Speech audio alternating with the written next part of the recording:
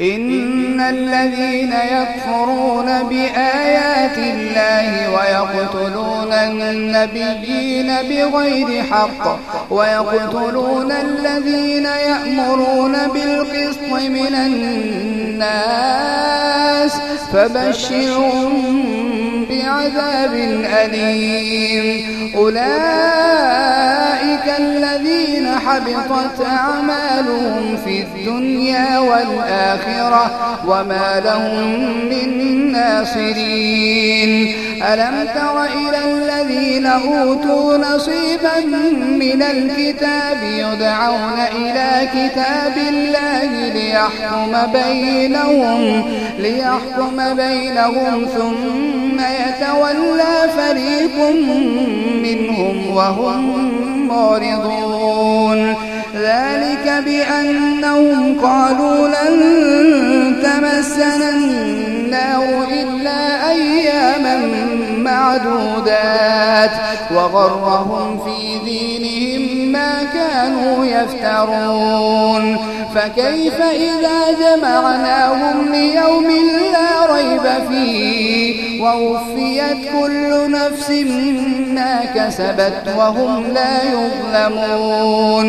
قل اللهم مالك الملك تؤتي الملك من تشاء وتنزع الملك ممن تشاء وتعز من تشاء وتذل من تشاء بيدك الخير إنك على كل شيء قدير. تولد الليل في النهار وتولد النهار في الليل وتخرج الحي من الميت وتخرج الميت من الحي وترزق من تشاء بغير حساب.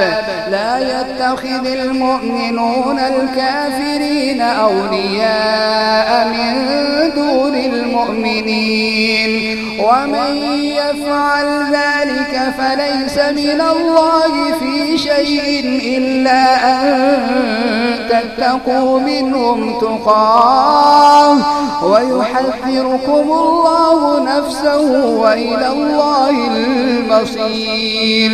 قل إن تخفوا ما في صدوركم أو تبدوه يعلمه الله ويعلم ما في السماوات وما في الأرض والله على كل شيء قدير.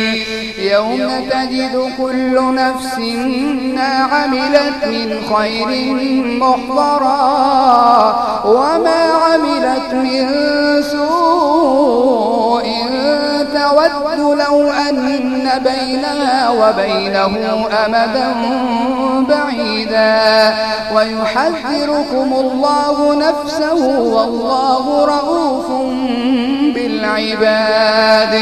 قل إن كنتم تحبون الله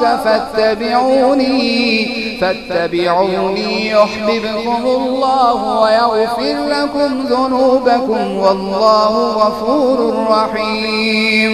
قل أطيعوا الله والرسول فإن تولوا فإن الله لا يحب الكافرين. إن الله اصطفى آدم ونوحا وآل إبراهيم وآل عمران على العالمين ذرية بعضها من بعض والله سميع عليم. إذ قالت امرأة عمران رب إني نذرت لك ما في بطني محررا فتقبل مني إنك أنت السميع العليم. فلما وضعتها قالت رب إني وضعتها أنثى والله أعلم بما وضعت وليس الذكر كالأنثى وإني سميتها مريم سميتها مريم وإني أعيذها بك وذريتها من الشيطان الرجيم فتقبلها ربها بقبول حسن وأنبتها نباتا حسنا وكفلها زكريا كلما دخل عليها زكريا المحراب وجد عندها رزقا قال يا مريم أنى لك هذا قالت هو من عند الله إن الله يرزق من يشاء بغير حساب هنالك دعا زكريا ربه قال رب هب لي من لدنك ذرية طيبة إنك سميع الدعاء فنادته الملائكة وهو قائم يصلي في المحراب